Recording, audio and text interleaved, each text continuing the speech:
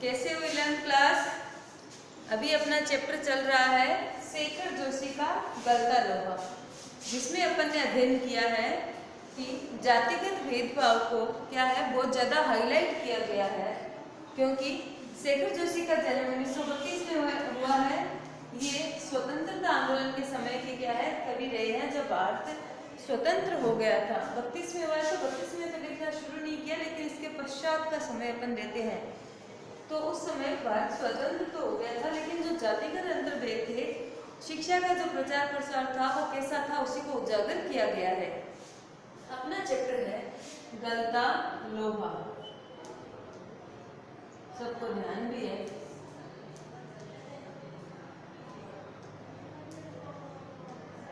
ठीक है ना, यही नाम है चैप्टर, ध्यान में आ गया होगा। चैप्टर के 3 प्रमुख पात्र हैं। मोहन, जो कि कौन है, ब्राह्मण जाति का है। धनराम, जो कि लुहार जाति का है, और एक इनके मास्टर जी है, मास्टर त्रिलोकसिंह। हालांकि और भी बहुत सारे पात्र हैं, लेकिन यहाँ प्रमुख बात इन 3 पात्रों की होती है चैप्टर के शुरुआत में, कि मोहन कक्षा का मेधावी छात्र है और धनराम क्या है, लोहार जाति का, और प्लस क्या है, कक्षा में पढ़ाई में होशियार भी नहीं है। इसीलिए मेधावी छात्र के रूप में त्रिलोकसिंह का प्रिय जो स्टूडेंट है, विद्यार्थी, वो कौन है, मोहन, और नहीं पढ़ने वालों में से कौन है, धनराम। बात आ रही है ना ध्यान में? तो दोनों में मास्टर जी ने पूरे की पूरी जो कक्षा का कार्य था, पूरी स्कूल का मॉनिटर किसको नियुक्त किया गया था, मोहन को, क्योंकि उस समय देखो अभी की तरह अलग अलग सब्जेक्ट के टीचर्स नहीं हुआ करते थे, एक ही अध्यापक सभी विषयों का अध्यापन करवाए थे। प्राइमरी स्कूल है तो एक ही टीचर जो होते थे वो पूरी कक्षा पूरी स्कूल में पढ़ाया करते थे, सबको एक साथ ही बिठा लिया करते थे। बात आ रही है ना ध्यान में? तो मोहन को पूरी जो विद्यालय था, पाठशाला थी, उसका मॉनिटर नियुक्त किया गया था, और जो भी आंसर या सवाल करते थे अन्य बच्चों को नहीं आते, तो मोहन उनका क्या है उत्तर देकर मास्टर जी को संतुष्ट किया कर देता था। और फिर जो सजा का जो अधिकार भी किसको देते थे मास्टर जी, मोहन को देते थे। इसी कारण मोहन के माध्यम से धनराम को बहुत बार क्या है मार भी खानी पड़ी थी, उत्तर बेटे निकालनी पड़ी थी अन्य विद्यार्थियों की ही भांति। लेकिन धनराम कभी भी मोहन को अपना प्रतिद्वंदी नहीं मानता था, क्योंकि उसके दिमाग में वही बिठाया गया था कि ये उच्च जाति का है, उच्च कुल का है, हम निम्न जाति के हैं। तो उसको लगता था ये अच्छा है, पढ़ने में मेधावी है, और अपना और विद्यालय का और इस गांव का क्या है नाम करेगा। इस प्रकार अपन ये चैप्टर पढ़ रहे थे। अब आगे देखो, रीड करते हैं कि जैसे ही मोहन की स्कूली शिक्षा होती है, ये देखिए प्राइमरी, उसमें उसको छात्रवृत्ति मिलती है, 6 अंक आते हैं, तो पिताजी क्या करते हैं, उसे आगे के अध्ययन के लिए दूर गांव भेजते हैं। लेकिन वहाँ भी उनको बहुत सारी कठिनाइयाँ झेलनी पड़ती है, जो कि अपन रीड करते हैं कि देखो मास्टर जी के ये जो कौन थे, मोहन के पिताजी किसी भी तरह पूर्णोदय का कार्य करके परिवार का आधा पेट भर पाते थे। मोहन पढ़ लिखकर वंश का दारिद्र्य मिटा दे, यही उनकी हार्दिक इच्छा थी, लेकिन इच्छा होने पर भी सब कुछ नहीं हो जाता। आगे की पढ़ाई के लिए जो स्कूल था वह गांव से 4 मील दूर था। 2 मील की चढ़ाई के अलावा बरसात के मौसम में रास्ते में पड़ने वाले नदी में भी क्या है, नदी की समस्या अलग थी। तो भी बंसीधर ने हिम्मत नहीं हारी और लड़के का नाम स्कूल में क्या है लिखा दिया। बालक मोहन लंबा रास्ता तय करके स्कूल जाता, छुट्टी के बाद थका मारदा घर लौटता, तो पिता पुराणों की कथाओं में विद्या वेशनी बालकों के उदाहरण देकर क्या है उसे उत्साहित करने की कोशिश करते। विद्या वेशनी बच्चे कौन से हो गए, जो पढ़ने में क्या करते हैं, रुचि रखते हैं।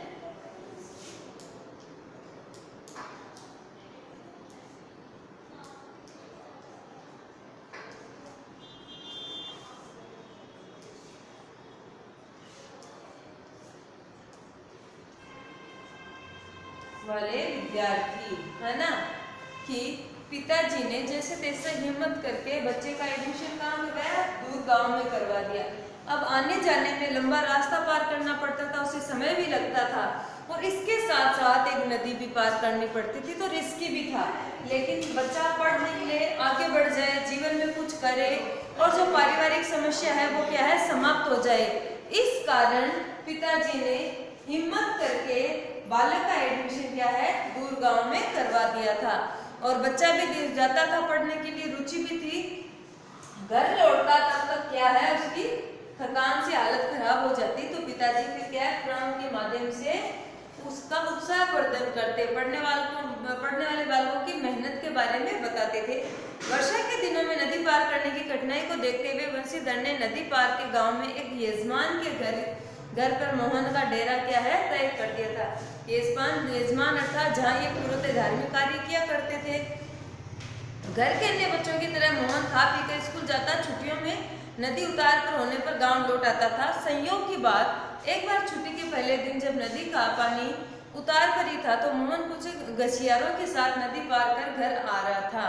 गछियारे यहाँ किसके लिए आया है,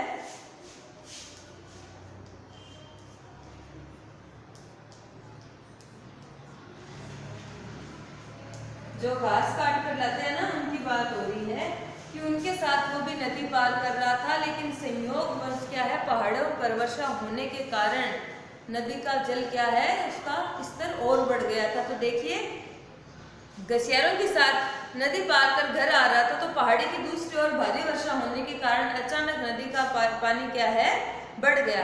पहले नदी की धारा में झाड़ झंझाड़ पात फतेल आने शुरू हुए, तो अनुभवी गछियारों ने तो तेजी से पानी काटकर आगे बढ़ने की कोशिश की, लेकिन किनारे पहुंचते न पहुंचते मटमैले पानी का रेला उन तक क्या है, आ पहुंचा।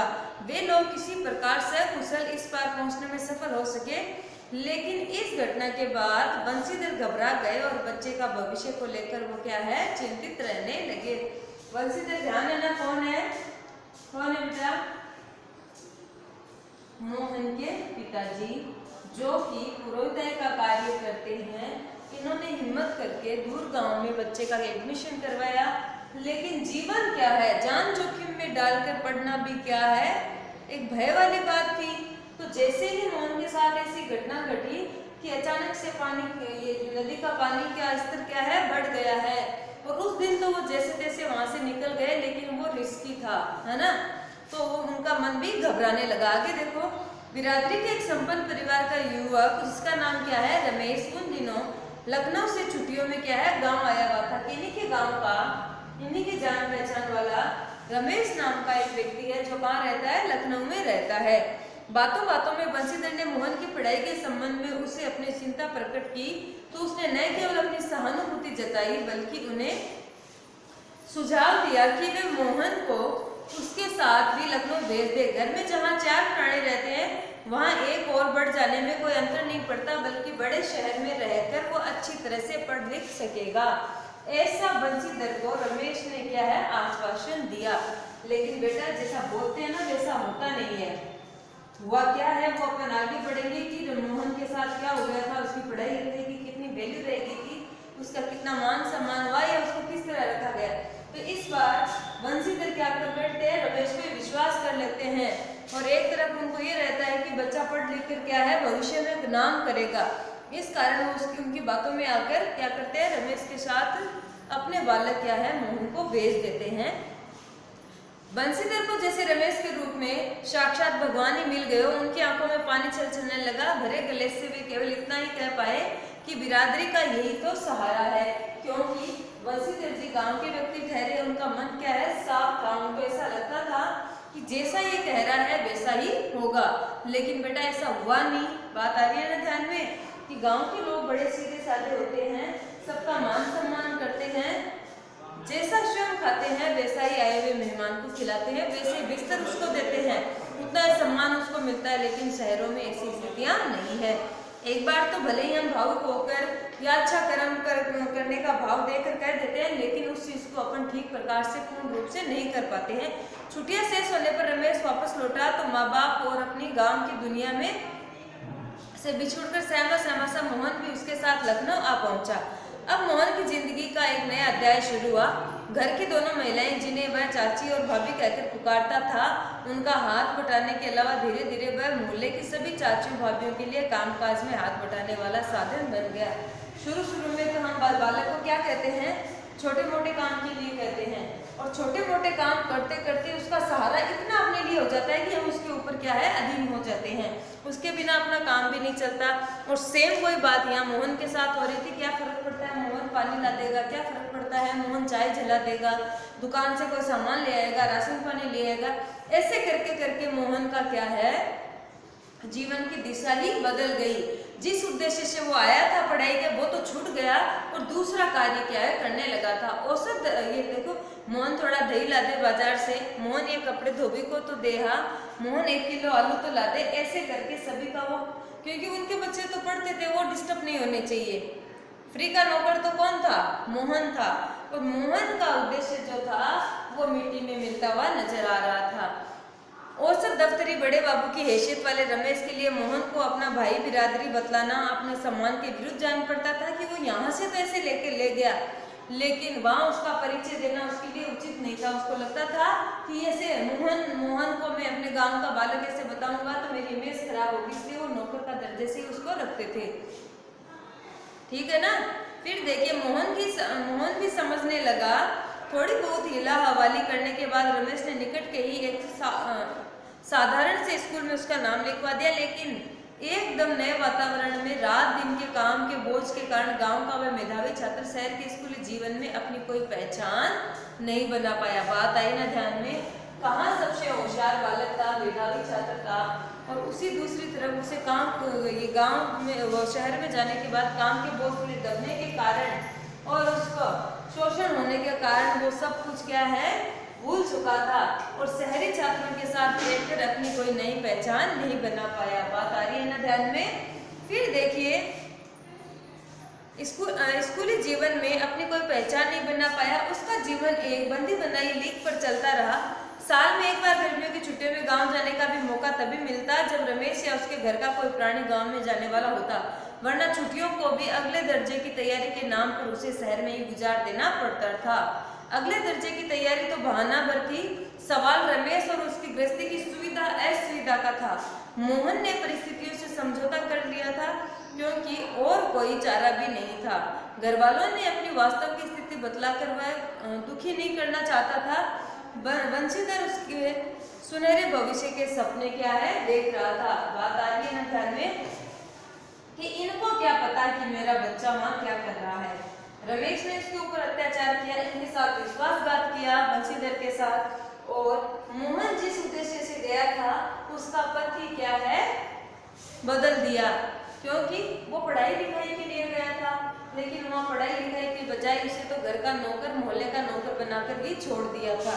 ऐसा दुर्व्यवहार करने के कारण बालक क्या है पढ़ाई में पिछड़ गया, और ये सारी चीजें अपने परिवार को बताकर क्या है मोहन सबको दुखी नहीं करना चाहते थे, लेकिन दूसरी तरफ वंशीधर क्या है सपने बुनते थे कि मेरा बालक क्या है एक अच्छा अफसर बनकर लौटेगा। उसकी पढ़ाई बहुत अच्छी चल रही है क्योंकि उन्होंने पहले बरसात के समय में क्या किया था, पास ही के गांव के यजमान के वहां छोड़ा था, लेकिन गांव का माहौल कुछ और था और शहरी वातावरण कुछ और।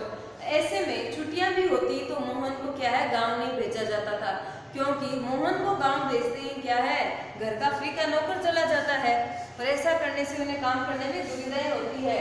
तो घर वालों को आश्वस्त कर दिया जाता था कि अगले दर्जे की पढ़ाई शुरू कर दी है। इस प्रकार वंशीधर और पूरे गांव वालों को और पूरे परिवार वालों को रमेश ने भ्रमित किया और एक होनहार बच्चे का भविष्य क्या है छीन लिया। तो आज अपन यहाँ तक ये चैप्टर रीड करेंगे। मैं समझती हूँ सर्वप्रथम शेखर जोशी का परिचय, और जितना चैप्टर बेटा हो गया है उतना अपन ठीक प्रकार से क्या है पढ़ेंगे, अच्छे से वीडियो देखेंगे, चैप्टर रीड करेंगे। कोई भी शब्दार्थ आया है तो मैंने बताया है, छूट गया तो अपन दोबारा पूछेंगे। तो जितना करवा दिया है ठीक प्रकार से चैप्टर रीड करना, और आगे चैप्टर नेक्स्ट वीडियो में अपन कंटिन्यू करेंगे। धन्यवाद।